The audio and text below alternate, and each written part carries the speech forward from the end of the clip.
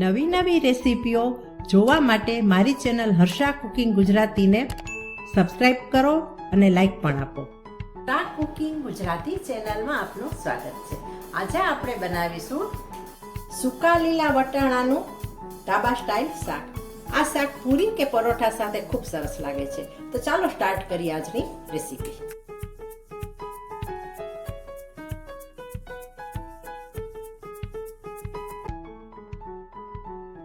સૂકા લીલા વટાણા અને બટેટાનું શાક બનાવવા માટે અહીં મેં એક વાટકી સૂકા લીલા વટાણાને 8 કલાક પહેલાં પલાળી લીધા હતા.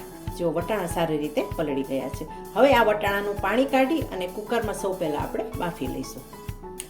એક કુકર લઈએ અને કુકરની અંદર સૌ પહેલાં આપણે વટાણા એડ કરી દઈએ. વટાણામાં જે પલાળેલું પાણી હતું એ મેં કાઢી નાખ્યું છે અને સાથે 2 બટેટા મૂકી દઈએ સાથે બાફવા માટે. હવે આપણે પાણી એડ કરી દઈએ. 1 ગ્લાસ પાણી ઉમેરેલું છે. વટાણા આટલા રહીને ડૂબે એટલું પાણી આપણે એડ કરવાનું છે. હવે એડ કરીએ આપણે કોથમરીની દાંડલીઓ. આવું કરવાથી ફ્લેવર સરસ આવશે આ શાકમાં. કોથમરીની દાંડલીઓ અને સાથે આપણે મીઠા લીમડાના પાનને પણ બારીક કાપી લીધા છે. હવે આપણે 4 સીટી થવા દઈએ. કુકરમાં વટાણા અને બટેટા બફાઈ ગયા છે. બટેટાને કાઢી લીધા છે અને હવે આપણે વટાણાને ચેક કરીએ. જો વટાણા આપણે આવા આખા રાખવાના છે. એકદમ રગડો કરવાનો નથી, જેથી વટાણા દેખાય ને આ શાકમાં તો બહુ સરસ લાગે અને કાચા પણ ન લાગે અને દેખાવા પણ જોઈએ એ રીતે આપણે બાફવાના છે. હવે આપણે શાક બનાવવાની આગળની પ્રોસેસ શરૂ કરીએ. વટાણા અને બટેટાનું શાક વઘારવા માટે અહીં 1 ચમચો કડાઈમાં તેલ મૂકેલું છે. સૌ પહેલાં આપણે જીરું એડ કરીએ 1/2 ટીસ્પૂન અને 1/2 ટીસ્પૂન હિંગ ઉમેરીએ. ત્યાર પછી 1 લાલ સૂકું મરચું અને લીલું મરચું અને આદું જેને મેં અધકચરું ખાંડી લીધું છે તેને પણ એડ કરી દઈએ. બારીક પેસ્ટ નથી કરવાની, અધકચરું જ રાખવાનું છે. હવે આપણે સંતળાવા દઈએ.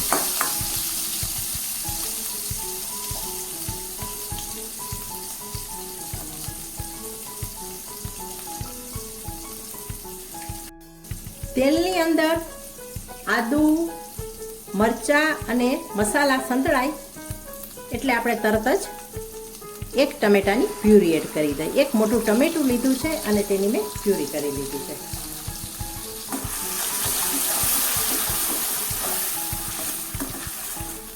ટામેટાની પ્યુરી એડ કર્યા પછી આપણે સારી રીતે ટામેટાને કૂક થવા દઈએ એટલે ટામેટાનો કાચો સ્વાદ ના આવે. ટામેટાની પ્યુરી કૂક થઈ રહી છે. હવે આપણે મસાલા એડ કરતા જઈએ. 1 ટીસ્પૂન હળદર, 2 ટીસ્પૂન ધાણા જીરું પાવડર, સ્વાદ પ્રમાણે મીઠું. મીઠું આપણે બાફવામાં નથી નાખ્યું એટલે એ રીતે નાખવાનું છે.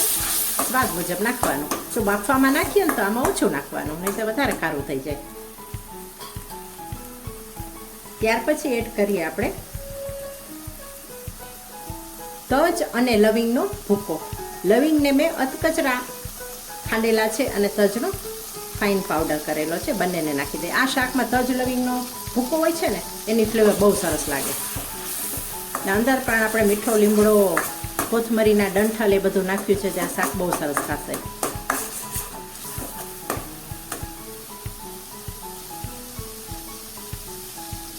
મસાલાને આપણે સારી રીતે ચડવા દઈએ. મસાલા સંતળાઈ જાય એટલે આપણે આંબલીના 2 ટુકડા એડ કરીશું. આ શાકમાં આંબલી અને ગોળ બહુ સરસ લાગે છે. હવે આપણે એડ કરી દઈએ 1 ટેબલસ્પૂન ગોળ. ખાંડ પણ નખાય પણ ગોળથી સરસ સ્વાદ આવે.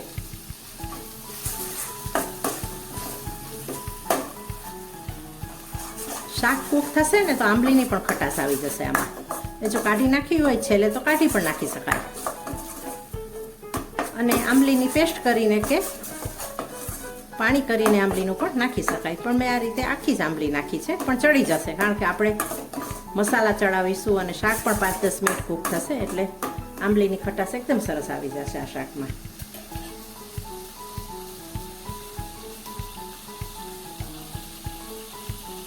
જુઓ તેલ બધું રિલીઝ થઈ ગયું છે અને મસાલા સારી રીતે સંતળાઈ ગયા છે. આ રીતે આવી મસાલા આપણે સાંતળવાના છે. આટલા મસાલા સંતળાઈ જવા જોઈએ.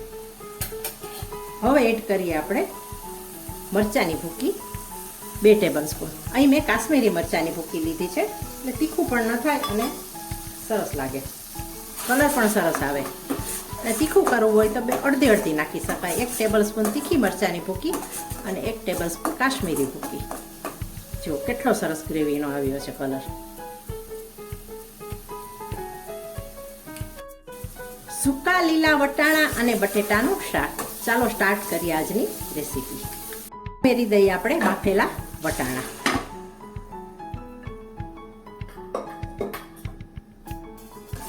હવે ગેસને આપણે થોડો ફાસ્ટ કરીએ.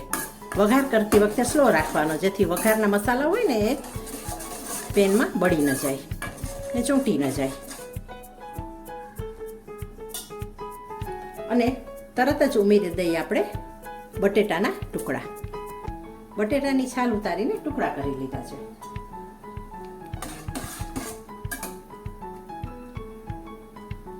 હવે જો રસો વધારે કરવો હોય ને તો પાણી પણ એડ કરી શકાય, પણ મારે આટલો જ રસો રાખવો છે. હવે ઢાંકીને આપણે થોડી વાર કૂક થવા દઈએ. 5 મિનિટ પછી હવે આપણે ખોલી લઈએ. જુઓ વટાણા બટેટાનું શાક કેટલું સરસ તૈયાર થયું છે, એકદમ કલરફુલ અને ફ્લેવરફુલ. હવે એડ કરી દઈએ આપણે કોથમરી,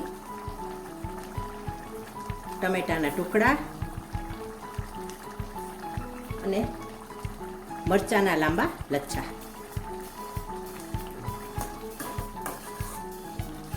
આ શાક પૂરી અને પરોઠા સાથે, ખાસ તો પૂરી સાથે બહુ સરસ લાગે છે. આ ધાબા સ્ટાઇલ વટાણા બટેટાનું શાક તૈયાર થઈ ગયું છે. જુઓ